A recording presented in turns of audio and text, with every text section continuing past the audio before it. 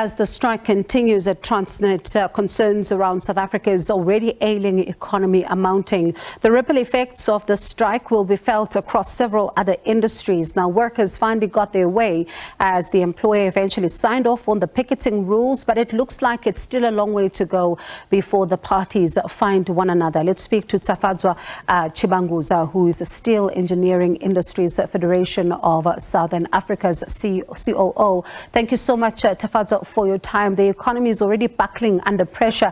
How much more can it absorb looking at what is happening at Transnet?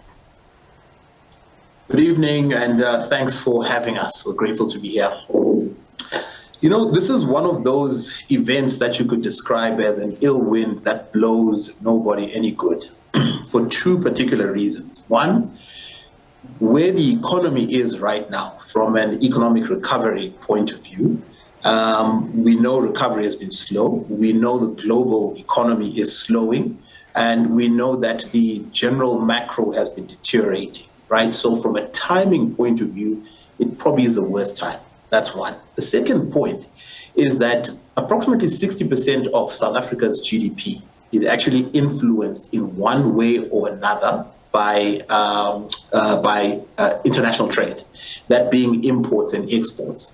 So, and Transnet has a big role to play in facilitating that movement of goods and services. So a disruption in that form has wide ripple effects right across the entire economy, from the ability to bring important goods in that are used either as final products or to make other products, as well as the ability to take products out and supply products on the export side.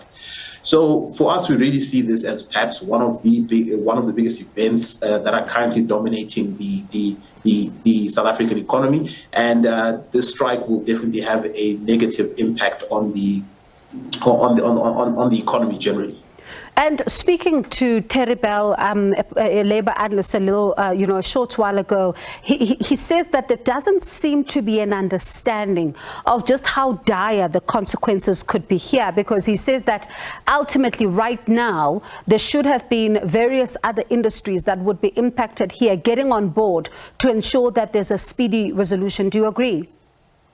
100%. We agree. Very much so. And in fact, that's why when we heard, when the strike, when the negotiations broke down as early as Monday, that's why we had to come out and make a public comment that we're calling for an urgent resolution.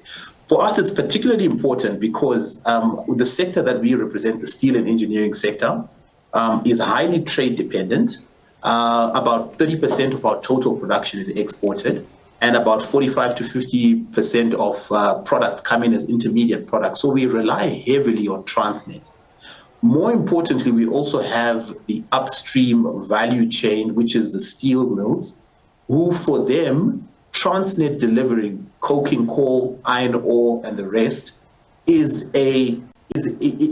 not only just important inputs, but a strike then threatens their production. It creates a type of production risk.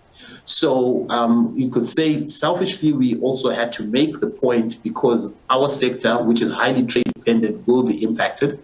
But I have no doubt, just from reading the media reports over the last 2 days, you see it everything from farming right all the way through to medical equipment.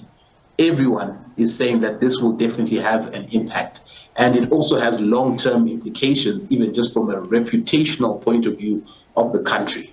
And Transnet, of course, expressing concern even in their statement, saying that the workers should consider the long-term impact of this on the economy. But the workers are also saying that the company is negotiating in bad faith. It's also giving us an indication of what is happening behind closed doors as the negotiations are unfolding.